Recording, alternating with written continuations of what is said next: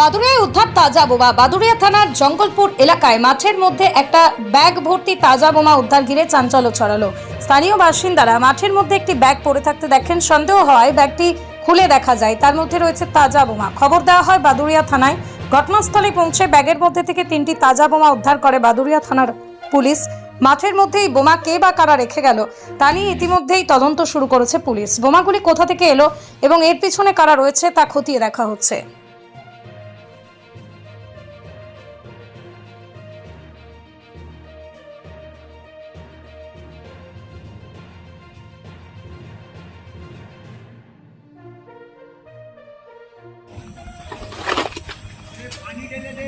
কাটাগুলো দিয়ে দিন স্যার কথা দিন রানিং ভিডিও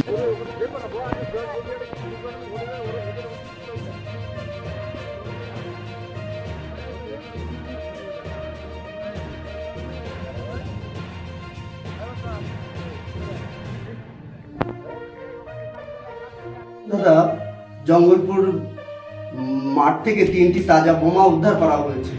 ওখানে তৃণমূল আমলে কিছু দুষ্কৃতীরা মোস্তানি গুন্ডামি তোলাবাজি করত। এখন আমাদের সরকারের পরিবর্তন হয়েছে, এখানে আইনের শাসন প্রতিষ্ঠা হয়েছে। আমাদের সরকারের যে মুখ্যমন্ত্রী তার নাম কিন্তু শুভেন্দু অধিকারী। যে সমস্ত দুষ্কৃতীরা এই সমস্ত কাজে নিযুক্ত আছে তাদের কাউকে রেয়াত করা হবে না।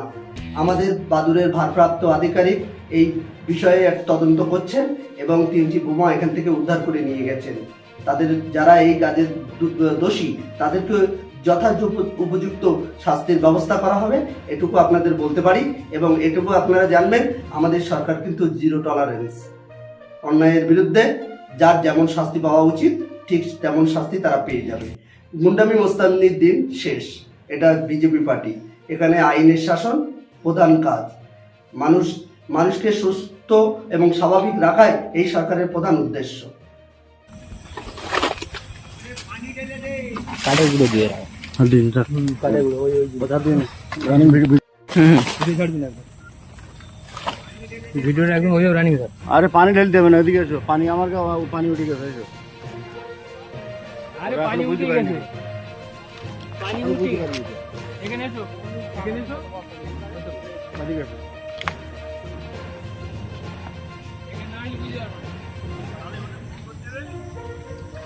পানি উঠে গেছে, পানি উঠে গেছে।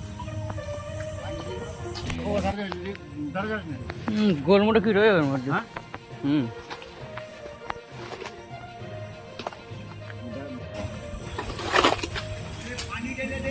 কাটাগুলো দিয়ে দিন স্যার কথা দিন রানিং ভিডিও